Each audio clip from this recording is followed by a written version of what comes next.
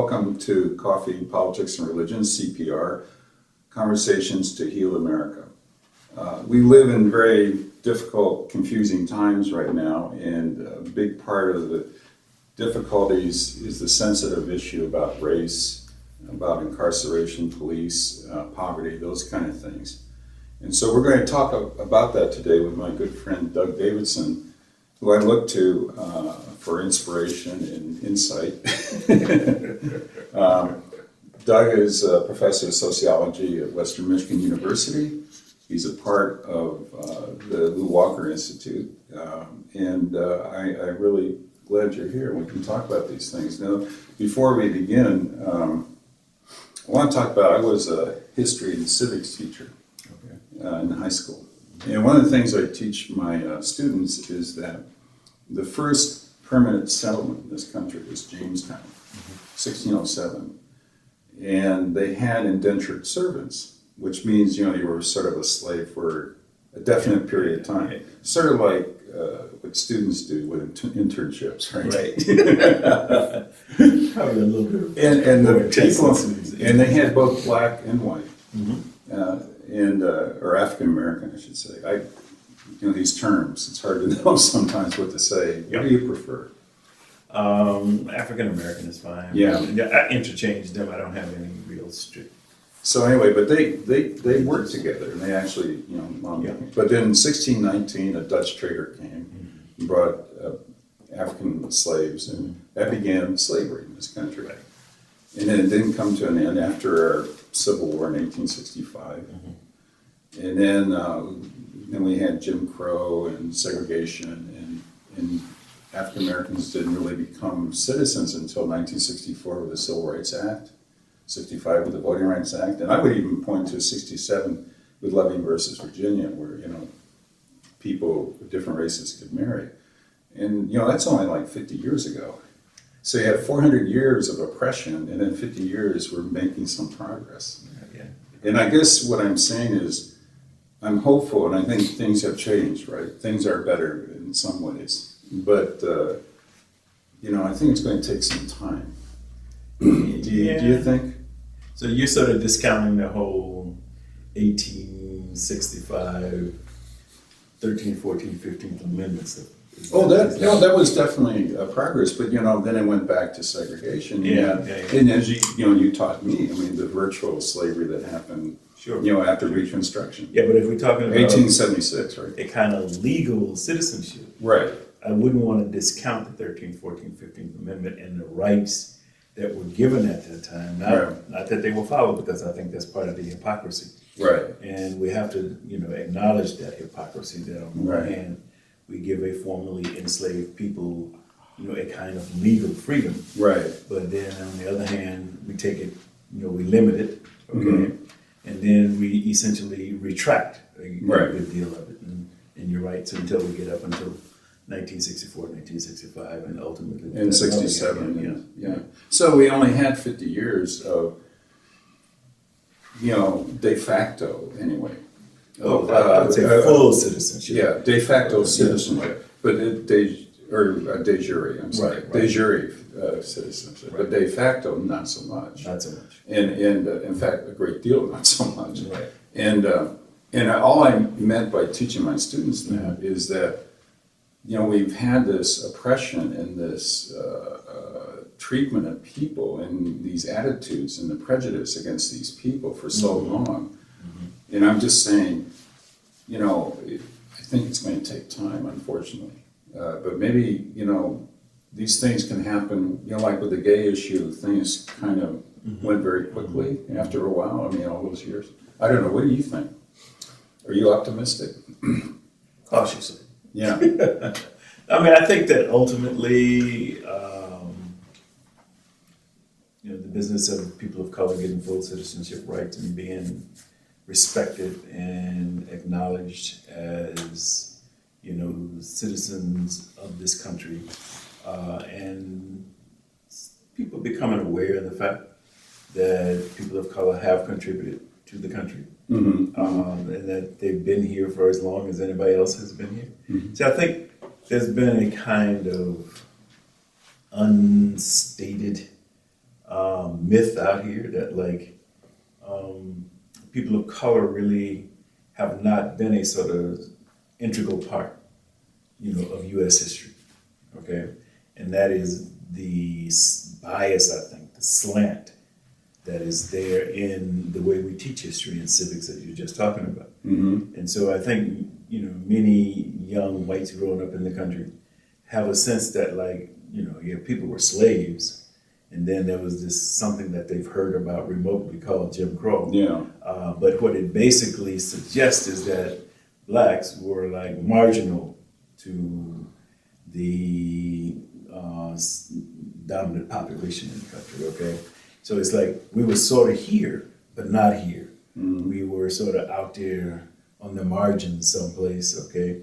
But we were not playing any kind of central role Mm-hmm. in the development of the country because nobody talks about what blacks' contributions were.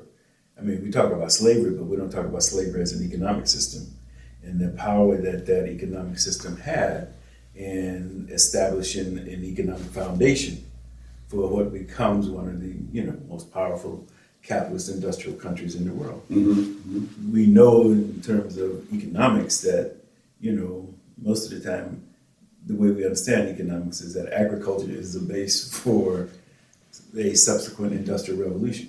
But the industrial revolution is sort of built on that agricultural foundation and stuff, okay?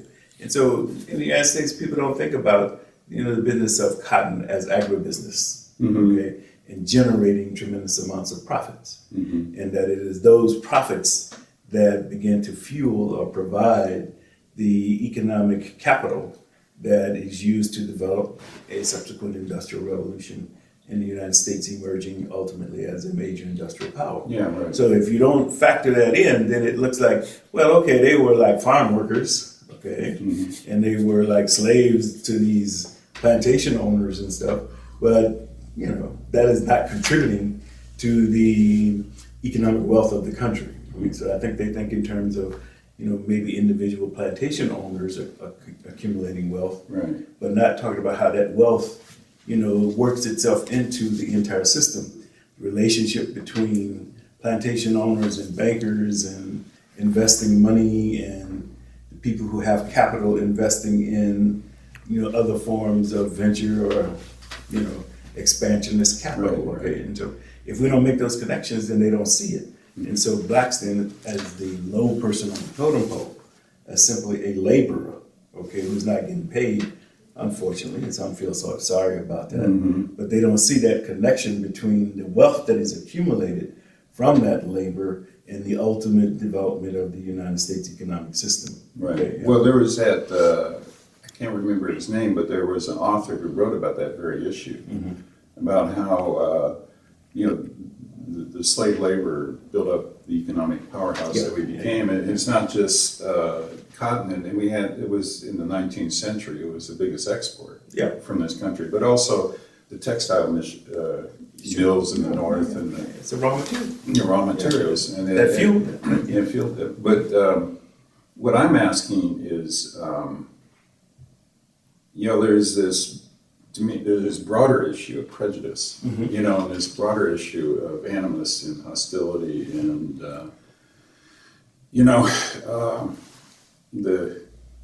the sadness, for me of seeing people who are working white people, thinking their problems come from people of color, Yeah. And now it's turning toward Muslims and Mexicans, but also, and there's this class issue. And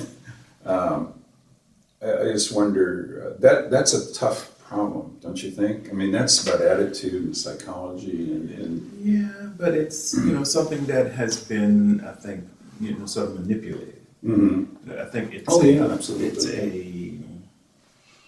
a kind of wedge that I think politicians and maybe if you want to call it the dominant classes in the country have sort of used, I think, as a way of sort of preventing any kind of working class union. Okay, Man, I have been recently, because I've heard about it, but I haven't really read that much about it. Still have not got into it in the depth I'd like to. But people talk about Bacon's Rebellion, for example, which happens during this period back here when we had the indentured servants and the slaves and all of them sort of working together. And so they ultimately sort of unite to talk about, rebelling against the sort of planter class, right? Obviously it is put down, but in the aftermath of that rebellion, then there seems to be a much more of a kind of an overt strategy to drive a wedge between black workers and white workers, promising white workers, of course, the privilege of ultimately being landowners, the possibility of accumulating wealth, having their own independent farms and stuff, while blacks were going to be permanent slaves. Yeah. And so then, you start to add to this narrative of superiority, inferiority, and who has the capability of being a functioning citizen in a new democratic state. Right. And so I think that strategy has been one that has been in existence for a long time. Oh yeah, sure. Well, that's a common thing, where people in power divide and conquer. That's a common thing. I guess. Okay, well, let me ask you, Doug. What do you think we white people should do about this? How do you think? How should we handle this problem? Well, I think a lot of it is going to have to do with what I see as the flaws of the educational system.